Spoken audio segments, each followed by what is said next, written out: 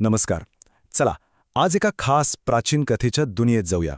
ही एक अशी गोष्ट आहे जी इच्छा, मोह आणि त्यातून सुटकेचा मार्ग यावर एक सुंदर भाष्य करते. बघूया यात आपल्यासाठी काय दडलंय.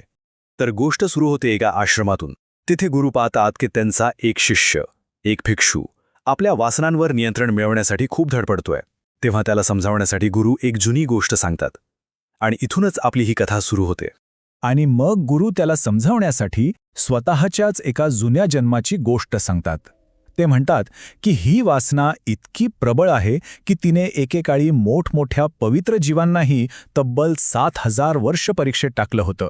ही गोष्ट फक्त त्या भिक्षूसाठी नाही तर आपल्या सगळ्यांसाठीच आहे.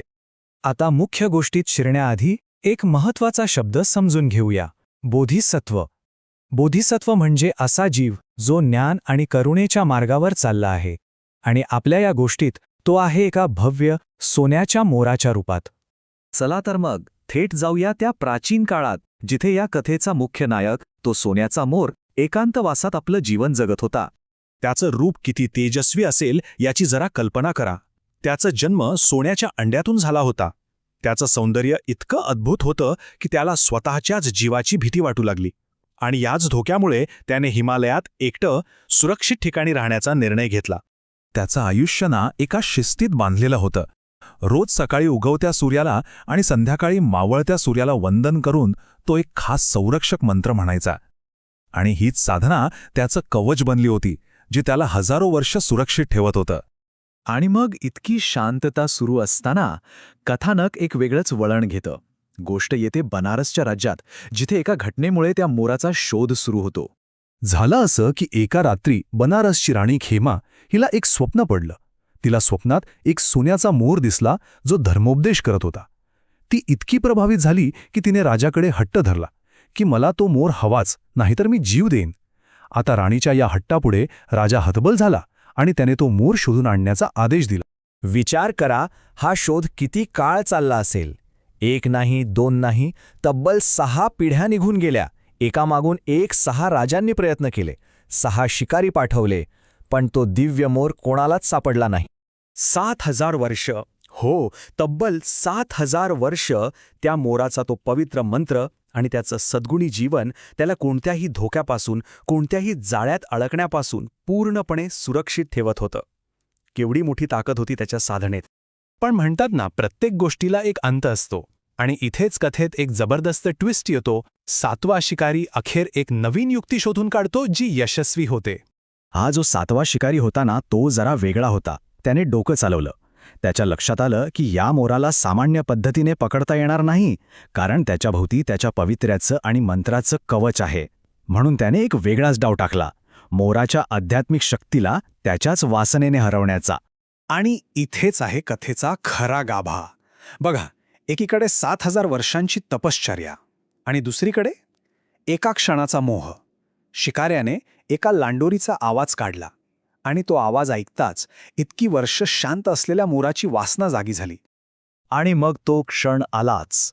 वासनेने आंधळा झालेला मोर आपला रोजचा संरक्षक मंत्र म्हणायला विसरला आणि लांडोरीच्या दिशेने झेपावला. आणि जे जाळं त्याला 7,000 वर्ष स्पर्शही करू शकलं नाही, त्याच जाळ्यात त्याचा पाय अडकला. आणि आता सुरू होतो कथेचा तो भाग जो सगळ्यात महत्त्वाचा आहे. पकडलेला मोर आणि गोंधळलेला शिकारी यांच्यातला एक सखोल संवाद. सुरुवातीला मोराला काय वाटलं की हा शिकारी आता आपल्याला मारणार, म्हणून त्याने एक युक्ती सुचवली. तो म्हणाला, मित्रा, मला मारू नकोस, मला राजाकडे घेऊन चल, तो तुला खूप मोठं बक्षीस देईल. पण शिकाऱ्याच्या मनात काहीतरी वेगळंच शिजत होतं. मोराच्या त्या तेजानं, त्याच्या पावित्र्याने तो इतका प्रभावित झाला होता की त्याचं मन बदललं. त्याने मोराला सांगितलं की तो त्याला इजा करायला नाही, तर त्याचं जाळं कापून त्याला मुक्त करायला आला आहे. मोराला तर आश्चर्यच वाटलं. तो विचार करू लागला, अरे, हा माणूस इतकी वर्ष माझ्या मागे होता आणि आता मी सापडल्यावर मला सोडून का देतोय? त्याने शिकाऱ्याला विचारलं आणि इथूनच त्यांच्यातल्या त्या अद्भुत संवादाला सुरुवात झाली. आणि मग त्यांच्यात जो संवाद झाला त्यातून ज्ञानाचे मोती बाहेर पडू लागले. शिकाऱ्याने विचारलं, कुणालाही इजा न करण्याचं फळ काय मिळतं?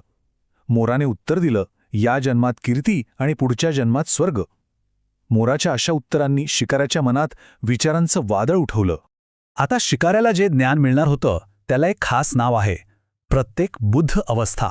म्हणजे अशी व्यक्ती जी कुणाच्याही शिकवणीशिवाय स्वतःच्या साधनेने ज्ञान प्राप्त करते.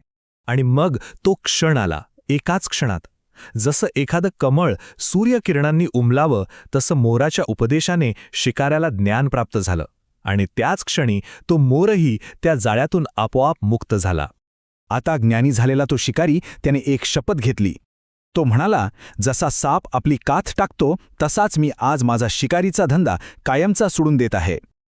आणि एका सत्यक्रियेद्वारे त्याने पकडलेल्या सगळ्या पक्ष्यांना मुक्त केलं. आणि मग गोष्ट संपवताना गुरुने ते रहस्य उलगडलं, ज्याने त्या भिक्षूच्या आणि आपल्याही काळजाला हात घातला. ते म्हणाले, त्या गोष्टीतला तो सोन्याचा मोर दुसरं कोणी नसून मीच होतो. या एका वाक्याने त्या गोष्टीला एक वैयक्तिक आणि खूप खोल अर्थ दिला. ही हजारो वर्षांपूर्वीची गोष्ट, पण ती आजही आपल्याला किती लागू पडते नाही का? ती आपल्याला मोहातून मुक्तीचा मार्ग दाखवते. आता प्रश्न हा आहे की आपल्या या आधुनिक जगात असे कोणते सापळे आहेत जे आपल्या सद्गुणांची परीक्षा घेतात आणि त्यातून बाहेर पडण्याचा आपला मार्ग कोणता असेल?